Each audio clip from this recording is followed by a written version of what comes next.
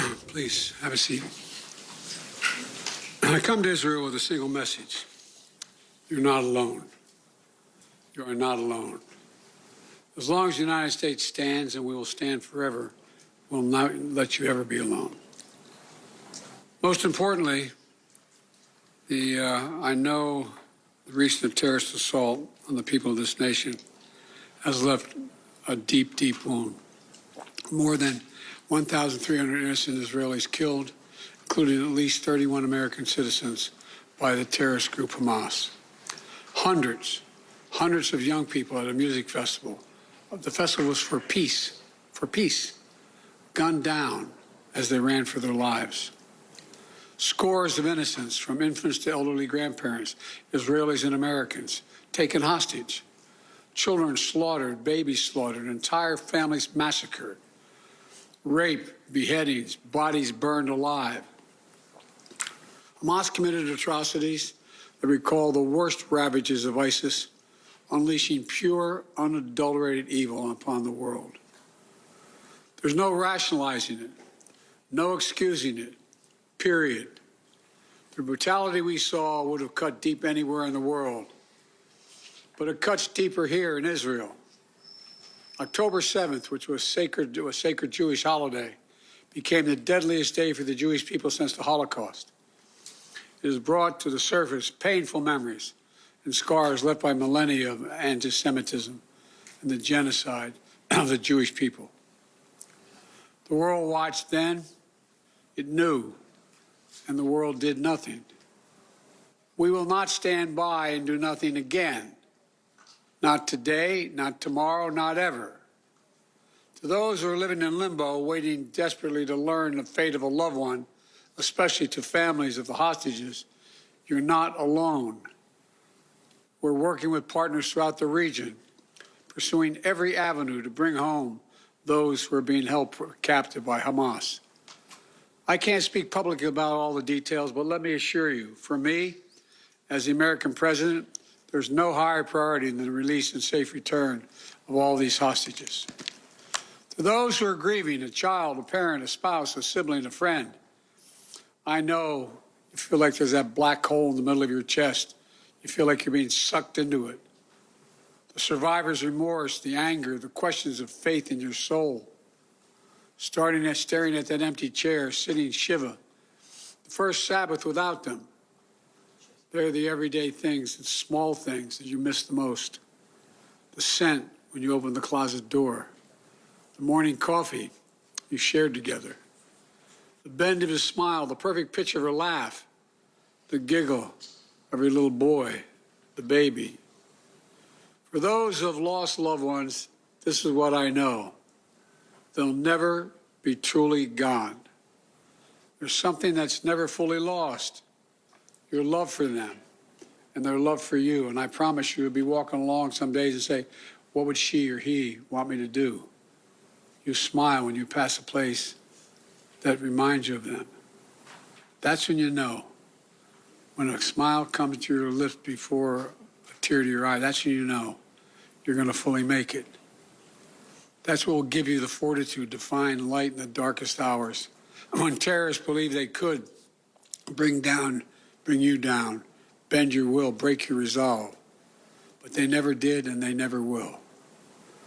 Instead, we saw incredible stories of heroism and courage, of Israelis taking care of one another, neighbors forming watch groups to protect their kibbutz, opening their homes to shelter survivors, retired soldiers running into danger once again, civilian medics flying across rescue missions, and off-duty medics at the music festival caring for the wounded before becoming a victim himself.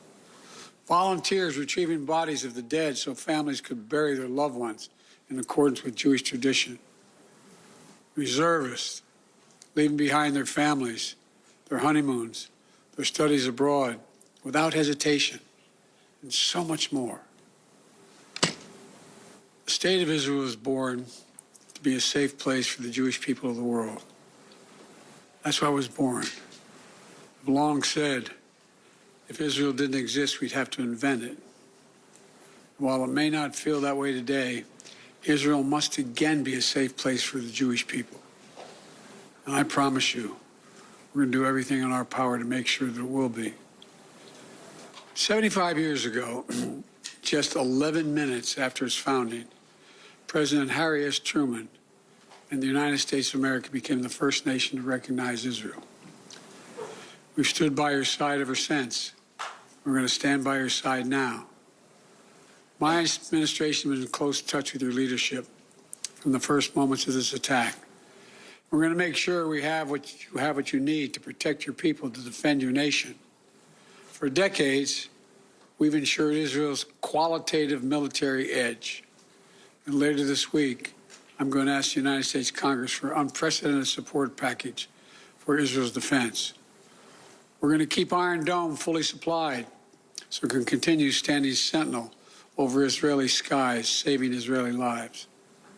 We've moved U.S. military assets to the region, including positioning the USS Ford Carrier Strike Group in the Eastern Mediterranean, with the USS Eisenhower on the way to defer further aggression against Israel and to prevent this conflict from spreading.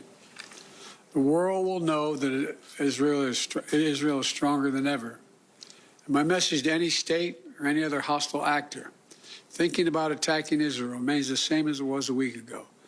Don't. Since this terrorist attack took place, we've seen it described as Israel's 9/11.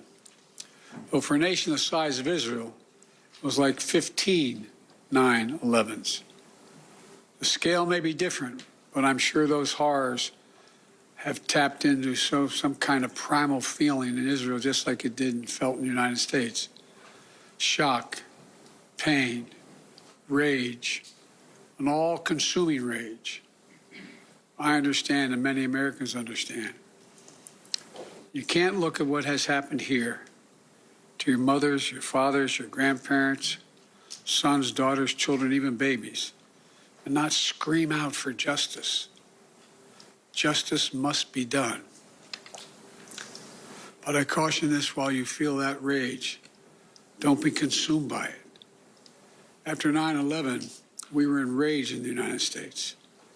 While we sought justice and got justice, we also made mistakes. I'm the first U.S. president to visit Israel in time of war. I've made wartime decisions. I know the choices are never clear or easy for the leadership. There's always cost, but it requires being deliberate. It requires asking very hard questions.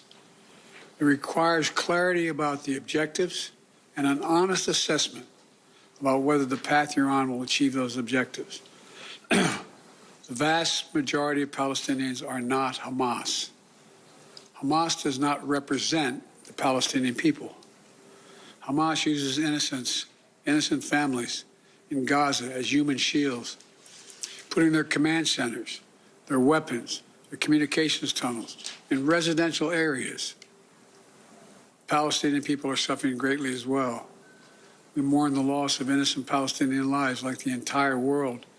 I was outraged and saddened by the enormous loss of life yesterday in the hospital in Gaza. Based on the information we've seen to date, it appears the result of an errant rocket fired by a terrorist group in Gaza. The United States unequivocally stands for the protection of civilian life during conflict, and I truly grieve for the families who were killed or wounded by this tragedy. The people of Gaza need food, water, medicine, shelter. Today, I asked the Israeli cabinet, who I've met with for some time this morning, to agree to the delivery of life-saving humanitarian assistance to civilians in Gaza, based on the understanding that there will be inspections and that the aid should go to civilians, not to Hamas.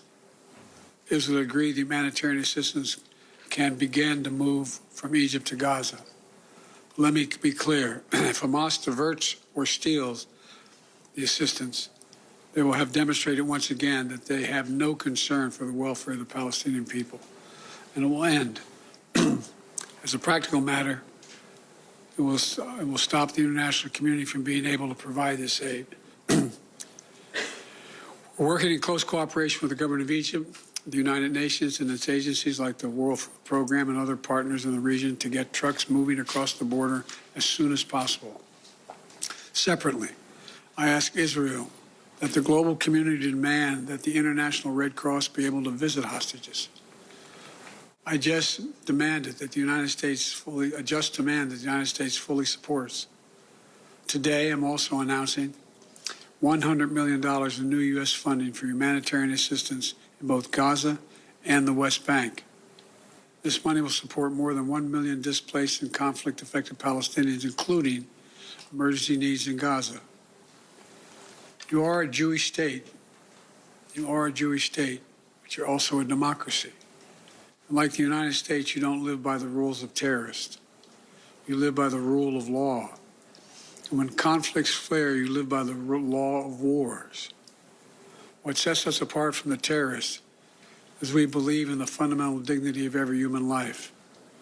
Israeli, Palestinian, Arab, Jew, Muslim, Christian, everyone.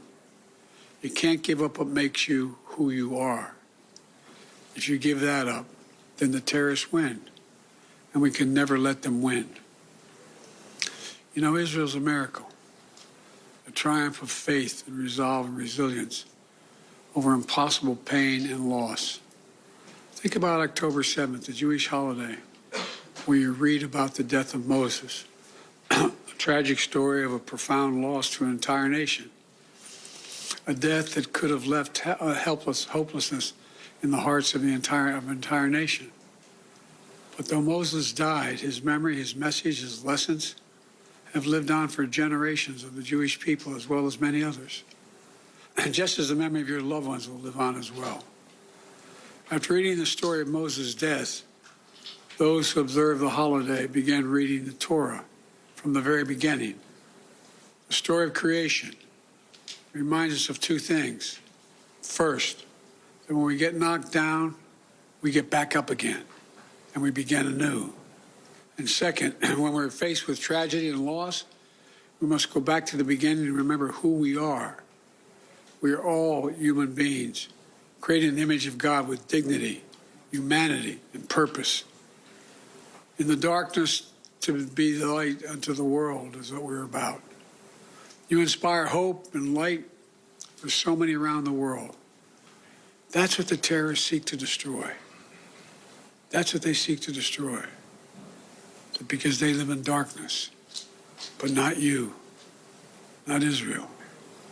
Nations of conscience like the United States and Israel are not measured solely by the example or power, and we're measured by the power of our example.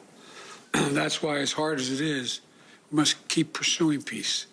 We must keep pursuing a path so that Israel and the Palestinian people can both live safely, in security, in dignity, and in peace.